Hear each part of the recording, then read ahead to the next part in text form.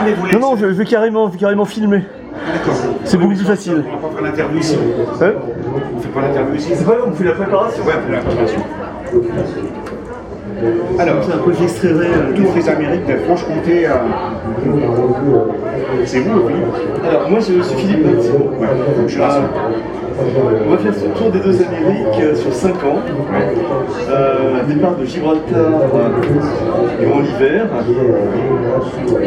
Donc dans le sens des aiguilles d'une montre, avec passage en Antarctique et en Arctique, avec 2 missions.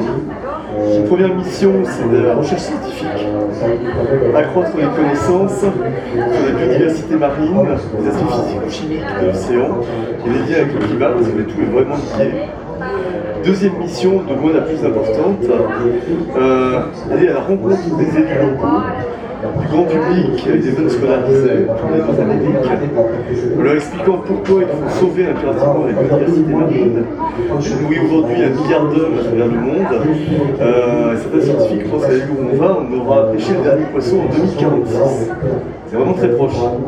Ce milliard d'hommes, si on les réduit à la famine, on a l'apparition de zones de violence et de déstabilisation politique. Premier message. Deuxième message, lutter contre le réchauffement climatique. En France, les gens se disent « Ah, c'est sympa le réchauffement climatique, j'ai payé moins de fuel pour chauffer ma maison cet hiver, j'ai pas de café sur la terrasse en t-shirt. » En fait, non. C'est déjà au Bangladesh, la hausse du niveau des eaux, qui est en train de transformer le pays en un vaste marécage. Nous, en France, on n'a aucun de nos ports qui soit conçu pour résister à une hausse, ne serait-ce que d'1 mètre. Le port de Marseille, il reste 50 cm entre le niveau de l'eau et le niveau des quais. En 2013, ils ont construit Mucem, grand musée de la Méditerranée à Marseille. Les quais, c'est 80 cm. Ça veut dire que dans la deuxième partie du siècle, il sera régulièrement inondé. En 2100, les visiteurs auront 20 cm d'eau au-dessus des chaussures. Aujourd'hui, on a une absence totale de prise en compte du réchauffement climatique. Ça, c'est vraiment des choses graves. Ici, en Haute-Savoie, pour être touché directement, on estime qu'à la fin du siècle, on aura perdu 80% des glaciers de la planète. Et ceux de la Haute-Savoie, qui sont en basse altitude par rapport à l'Everest, des choses comme ça, vont disparaître. On a déjà une disparition des glaciers du Mercantour, qui a disparu en quelques années, glaciers des Pyrénées. Vous, ici, vous allez aussi être très impacté. Ça veut dire perte de ce qui régule les précipitations, ça stocke les précipitations en hiver, en évitant les inondations. En été, ça relargue dans les nappes phréatiques de l'eau, donc en période de sécheresse. Là, ces régulateurs vont disparaître. Ça, c'est vraiment un réel souci. Vous allez avoir des problèmes en matière de tourisme. Une partie de votre économie est basée sur le sport d'hiver. Le métier de ministère de ski, c'est plus un métier d'avenir. Gérant de station de en montagne, même chose. Même s'il y a sur un stand de la neige artificielle, il ne faut pas arriver. Quand il fait chaud, on ne peut pas faire de la neige artificielle. Donc, là, on va avoir chassé par le réchauffement climatique 250 millions de migrants dans le monde, un chiffre de l'ONU à l'horizon 2050. Donc nous en France, on va sans doute avoir à accueillir peut-être 70 à 80 millions d'Africains. Donc là aussi, si on ne réalise pas, ça ne dérange pas. Est-ce que tu as un chargeur? Non. C'est un iPhone. Donc si on ne réalise pas de l'intérêt économique innovant, on va vers des tensions sociales terribles. Il faut dire aux gens, les migrants, ils sont pas là pour piquer votre boulot. Regardez en Allemagne, il y a 1 million de migrants, ils sont aujourd'hui à 4,9% de chômage. C'est leur plus bas taux de chômage depuis 30 ans. Les migrants ont construit de l'emploi, ils ont fait tourner l'économie.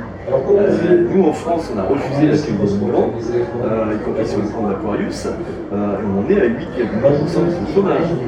Voilà. Donc il y a des choses comme ça qui vont. Vous allez avoir. Donc le bateau, il part pour porter un message. Porter un message. Faire de la recherche scientifique, et porter un message deuxième volet. Okay. Ça, c'est vraiment. Alors après, vous êtes là parce que vous êtes dans la recherche de fonds on est ici à la fois pour trouver des fonds et des partenaires, des expéditions, et aussi. Ça veut dire que le projet n'est pas OK. Ça veut dire qu'il nous manque aujourd'hui 148 000 euros. Sur un très peu. Sur 1 183 000 euros, c'est total. C'est très peu, mais on a besoin de fonds, on a besoin de partenaires. D'autre part, Votre opération de fonds, elle s'est faite par crowdfunding. crowdfunding, on a un partenariat avec l'Ecosi, qui n'est pas encore démarré. On a un partenariat avec Hello Asso, qui lui est démarré. Si les gens veulent, ils peuvent faire des dons sur Hello Asso.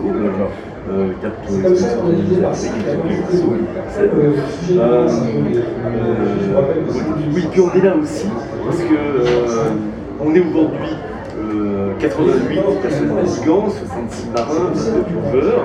À bord du bateau, on accueillera en permanence 6 membres d'une expédition, plus de scientifiques. On va dire 22 plongeurs, combien de navigants 66 marins et 22 plongeurs.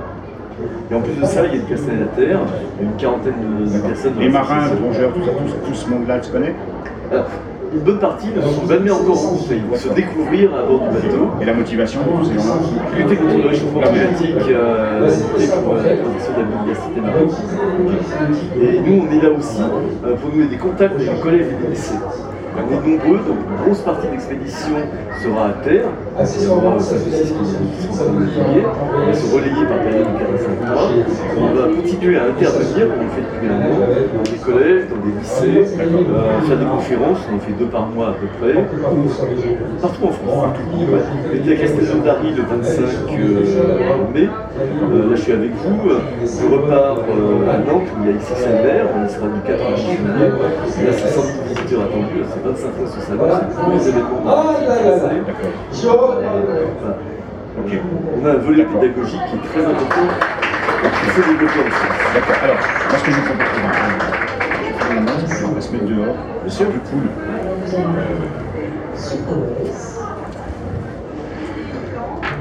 C'est l'avantage de ne pas faire du direct, c'est que je peux me déplacer. Parce que souvent, c'est plus compliqué.